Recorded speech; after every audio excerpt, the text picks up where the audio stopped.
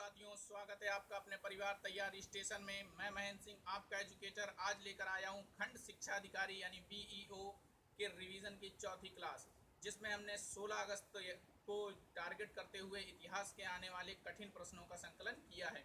ठीक है, तो आप जो है प्रश्नों में बने रहिए और प्रश्नों की व्याख्या को ध्यान से सुनिए, क्योंकि आप देखेंगे कि 16 अगस्त को जो एग्ज़ाम होने वाला है उसमें ऐसे ही प्रश्न, यहीं से प्रश्न आने वाले हैं। ठीक है, तो चलिए शुरू करते हैं। और हाँ, शुरू करने से पहले आपको बता दें कि जो भी अब आपको जो है कुछ भी नया नहीं पढ़ना है, जो भी आप अभी तक पढ़ा है उसी का रिवीजन करते रहिए और एग्ज़ाम दे आइए। ठीक है, तो चलिए शुरू करते हैं कि आज का पहला प्रश्न जो दिया है कि चंद्रगुप्त विक्रमादित्य की जानकारी का मुख्य स्रोत क्या है। तो ऑप्शन है, ए दिया है इलाहाबाद स्तंभ लेख, महरौली स्तंभ लेख, प्रयाग प्रशस्ति लेख, या फिर उपयुक्त में से कोई नहीं। तो आपको बता दें कि चंद्रगुप्त द्वितीय को ही चंद्रगुप्त विक्रमादित्य कहा जाता है। ठीक है, चंद्रगुप्त द्वितीय को ही चंद्रगुप्त विक्रमादित्य कहा जाता है। ठीक है, और यह जो है वैष्णव धर्मावलंबी था, यानी कि वैष्णव धर्म को मानता था। ठीक है, और महरौली लेख के अनुसार उसने विष्णुपद पर्वत पर विष्णु ध्वज की स्थापना कराई थी। कुछ महत्वपूर्ण पॉइंट्स हैं चंद्रगुप्त विक्रमादित्य से जो आपके एग्जाम में आ सकते हैं। ठीक है, इसने जो है विष्णुपद पर्वत पर विष्णु ध्वज की स्थापना करवाई थी। और इसी के साथ एक पॉइंट और है कि चंद्रगुप्त द्वितीय का सचिव वीरसेन शैव था, मतलब कि वह शैव धर्म को मानता था, जिसने भगवान शिव की पूजा के लिए उदयगिरी पहाड़ी पर एक गुफा का निर्माण करवाया था। ठीक है, आपको इतना ध्यान रखना है। देखिए, जो वैष्णव धर्म और शैव धर्म जो है यह हिंदू धर्म के ही अलग अलग संप्रदाय हैं, अलग अलग मान्यता वाले लोगों के हैं। कभी कभी इनके बीच में मतभेद भी हुआ करता था। ठीक है, तो इसका जो सही आंसर होगा आपको पता चल गया होगा, ऑप्शन नंबर बी, महरौली स्तंभ लेख से। चलिए अगला प्रश्न देखते हैं। अगला प्रश्न दिया है कोणार्क के सूर्य मंदिर का निर्माण किसने करवाया। ऑप्शन है नरसिंह देव प्रथम ने, कृष्ण प्रथम ने, या फिर राजेंद्र प्रथम ने, या फिर पुलकेशिन द्वितीय ने। ठीक है, तो कोणार्क के सूर्य मंदिर का निर्माण किसने करवाया आपको बताना है। तो देखिए, नरसिंह देव प्रथम जो थे उन्होंने कोणार्क के सूर्य मंदिर का निर्माण करवाया था। ठीक है, कोणार्क के सूर्य मंदिर का निर्माण नरसिंह देव प्रथम ने करवाया था। और इसी के साथ जो कृष्ण प्रथम थे उन्होंने एलोरा का कैलाश मंदिर बनवाया था। ठीक है, याद रखना है कि कृष्ण प्रथम ने क्या, एलोरा का कैलाश मंदिर बनवाया था, जो एक राष्ट्रकूट राजा थे। और राजेंद्र प्रथम के बारे में आपको बता दें तो राजेंद्र प्रथम ने, महत्वपूर्ण प्रश्न है यह, पूछा जाता है, तंजौर का बृहदेश्वर मंदिर बनवाया था। राजेंद्र प्रथम ने तंजौर का बृहदेश्वर मंदिर बनवाया था। तो इस तरह से आपको याद रखना है कि नरसिंह देव प्रथम ने कोणार्क का सूर्य मंदिर, कृष्ण प्रथम ने एलोरा का कैलाश मंदिर, और राजेंद्र प्रथम ने तंजौर का बृहदेश्वर मंदिर बनवाया था। ठीक है, यह पॉइंट आपको याद रखने हैं। तो इसका जो सही आंसर होगा ऑप्शन नंबर ए, कोणार्क का सूर्य मंदिर किसने बनवाया, नरसिंह देव प्रथम ने। चलिए अगला प्रश्न देखते हैं। प्रश्नों की व्याख्या पर ध्यान देते जाइए, क्योंकि यहीं से आपके प्रश्न 16 अगस्त को बनने वाले हैं, बिल्कुल ध्यान रखेंगे। और अगर आपको प्रश्नों का संकलन पसंद आ रहा है, उनकी व्याख्या पसंद आ रही है, तो आप वीडियो को लाइक कर दीजिए। लाइक करके चैनल को सब्सक्राइब कर लीजिए और बगल में आएगा बेल आइकन, उसको दबा लीजिए, जिससे आने वाली सभी वीडियो क्लासेस जो 16 अगस्त तक आप हमारे साथ बने रहिए, आने वाली सभी क्लासेस का नोटिफिकेशन आप तक पहुंच जाएगा और आपकी क्लासेस मिस नहीं होंगी। आपको जो है यह क्लासेस जो है बहुत ही 16 अगस्त को फ़ायदा देने वाली हैं। वहां पर आपको बहुत से क्वेश्चन फंसते हुए दिखेंगे इन्हीं वीडियोस से, तो बिल्कुल ध्यान से देखते हैं। चलिए आगे अगला क्वेश्चन। अगला प्रश्न दिया है कि मृच्छकटिकम के रचनाकार कौन हैं। मृच्छकटिकम के रचनाकार कौन है। तो ए दिया है शूद्रक, बी दिया है कालिदास, सी दिया है विशाखदत्त, और डी दिया है सुश्रुत। तो आपको बताते हैं कि शूद्रक जो थे उन्होंने, वह गुप्तकालीन नाटककार थे। शूद्रक कौन थे, तो गुप्तकालीन नाटककार थे। और मृच्छकटिकम के रचनाकार कौन है, यही शूद्रक हैं। ठीक है, शूद्रक जो हैं वह गुप्तकालीन नाटककार हैं और मृच्छकटिकम के रचनाकार हैं। अब मृच्छकटिकम के बारे में थोड़ी सी जानकारी आपको बता दें कि इसमें चारुदत्त नामक निर्धन ब्राह्मण और बसंत सेना नामक वैश्या की प्रणय कथा के बारे में वर्णन किया गया है। इसी के साथ कालिदास के बारे में बताते हैं आपको। कालिदास ने जो है अभिज्ञान शकुंतलम नाटक की रचना की थी। इसमें हस्तिनापुर के राजा दुष्यंत तथा शकुंतला जो की प्रणय, वियोग और पुनर्मिलन की कथा जो है वर्णित है। ठीक है, किसकी? हस्तिनापुर के राजा दुष्यंत और शकुंतला की। इसमें अभिज्ञान शकुंतलम जो कालिदास द्वारा रचित है। इसके बाद सुश्रुत के बारे में थोड़ी सी जानकारी आपको बताते हैं कि गुप्त काल के प्रसिद्ध चिकित्सक थे। सुश्रुत जो है वह गुप्त काल के प्रसिद्ध चिकित्सक थे और इन्होंने आयुर्विज्ञान के प्रसिद्ध ग्रंथ सुश्रुत संहिता की रचना की थी। इसकी सुश्रुत संहिता की रचना की थी जो आयुर्विज्ञान का एक प्रसिद्ध ग्रंथ है। ठीक है, इतनी व्याख्या आपके लिए इस प्रश्न से थी। चलिए अगला प्रश्न देखते हैं। अगला प्रश्न दिया है कि निम्न में से किसने टंका नामक चांदी का सिक्का चलाया था? महत्वपूर्ण मोस्ट इंपॉर्टेंट प्रश्न है यह, जो है बहुत सी परीक्षाओं में पूछा ही जाता है, हर परीक्षा में आ ही जाता है। तो ऑप्शन ए दिया है अलाउद्दीन खिलजी और ऑप्शन बी दिया है कुतुबुद्दीन ऐबक, ऑप्शन सी दिया है इल्तुतमिश या फिर बलबन। तो टंका नामक चांदी का सिक्का किसने चलाया था? ठीक है, तो इसका जो सही आंसर होगा वह होगा option number C, Iltutmish. Iltutmish ने ही टंका नामक चांदी का सिक्का चलाया था। चलिए अगला प्रश्न देखते हैं। अगला प्रश्न जो दिया है वह है राजधानी स्थानांतरित की गई थी किसके द्वारा? ठीक है, राजधानी जो थी वह दिल्ली से आगरा किसके द्वारा स्थानांतरित की गई थी? तो ए दिया है मोहम्मद बिन तुगलक, बी है फिरोज शाह तुगलक, सी है सिकंदर लोदी या फिर डी है इब्राहिम लोदी। तो देखिए 1504 ईस्वी में सिकंदर लोदी ने आगरा नगर की नींव डाली थी। ठीक है, किसने? सिकंदर लोदी ने ही आगरा नगर की नींव डाली थी। कब? 1504 ईस्वी में। उसने इटावा, कोइल, बयाना, धौलपुर और ग्वालियर इनके जो सूबेदार थे उन पर नियंत्रण स्थापित करने के लिए, क्योंकि दिल्ली वहाँ से दूर पड़ता था और आगरा थोड़ा सा नज़दीक हो जाता था। ठीक है, तो उसने इन पर नियंत्रण स्थापित करने के लिए दिल्ली से आगरा राजधानी को स्थानांतरित किया था। तो option number C, Sikandar Lodi द्वारा ही राजधानी दिल्ली से आगरा स्थानांतरित की गई थी। चलिए अगला प्रश्न देखते हैं। अगला प्रश्न दिया है, अगला प्रश्न है कि कश्मीर में निम्नलिखित शासकों, एक मिनट, कश्मीर में निम्नलिखित शासकों में से कौन अपने प्रशासकीय सुधारों के लिए प्रसिद्ध है? ठीक है, महत्वपूर्ण प्रश्न है। इस वर्ष 16 अगस्त के परीक्षा बीईओ के लिए यह संभावित प्रश्न है, बिल्कुल याद करके जाइएगा।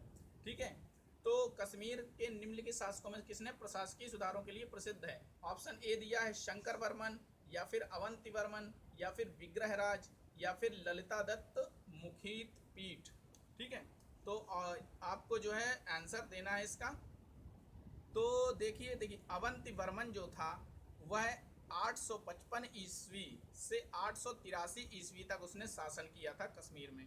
ठीक है, और इसने विभिन्न नहरों का निर्माण कराया था और उसने अनेक नगरों की स्थापना की और साथ ही उन्होंने झेलम नदी की दिशा को परिवर्तित करवाया था। ठीक है, ये उस समय के लिए बहुत बड़ी बात थी। आज के समय में देख रहे हैं आप चारों तरफ बाढ़ है, बिहार में भी बाढ़ चल रही है हर जगह, लेकिन उस समय के लिए ये एक बहुत बड़ी बात थी कि झेलम नदी की दिशा को परिवर्तित करवाया था। ठीक है, तो इसका जो सही आंसर होगा option number B, Avanti Varman. और ये पॉइंट आपका पूछा भी जा सकता है कि झेलम नदी की दिशा को परिवर्तित किसने करवाया था सर्वप्रथम? तो अवंती वर्मन राजा जो कश्मीर का शासक था। ठीक है, चलिए अगला प्रश्न देखते हैं। अगला प्रश्न जो दिया है कि रेगुलेटिंग एक्ट किससे संबंधित है? रेगुलेटिंग एक्ट किससे संबंधित नहीं है, ये ध्यान रखना है आपको।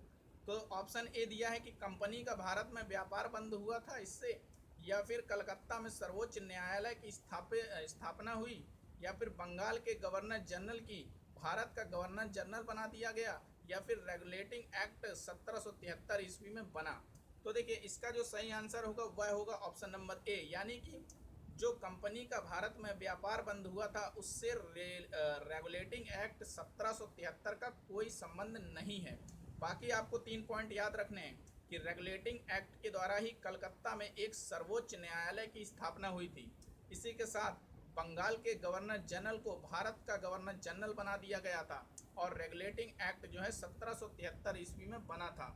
और साथ में आपको याद रखना है कि भारत का जो प्रथम गवर्नर जनरल था वह कौन था, तो वारेन हेस्टिंग था। ठीक है, भारत का प्रथम गवर्नर जनरल वारेन हेस्टिंग्स, ठीक है, याद रखना है हेस्टिंग्स था। तो इसका जो सही आंसर होगा ऑप्शन नंबर ए, आपको बता दिया है। चलिए अगला प्रश्न देखते हैं, प्रश्न नंबर 8। अगला प्रश्न दिया है कि भारत में पुर्तगाल शक्ति का वास्तविक संस्थापक कौन था। तो ऑप्शन है वास्को डी गामा, अल्बुकर्क और बर्थोलोम्यू डायफ या जॉर्ज ऑक्सजन। ठीक है, तो इसका जो आपको बताना है कि भारत में पुर्तगाल शक्ति का वास्तविक संस्थापक कौन था। तो देखिए सन 1498 ईस्वी में, सन 1498 ईस्वी में पुर्तगाली वास्को डिगामा कालीकट बंदरगाह पहुंचा था। ये इंपॉर्टेंट पॉइंट्स हैं, इनको याद रखना है आपको कि कालीकट बंदरगाह सबसे पहले पुर्तगाली कौन आया था, तो वास्को डिगामा आया था, याद रखना। और 1498 में आया था और कहाँ आया था, कालीकट बंदरगाह पहुंचा। इस तरह से पुर्तगाली ईस्ट इंडिया कंपनी की स्थापना जो हुई वह 1498 में भारत में हुई।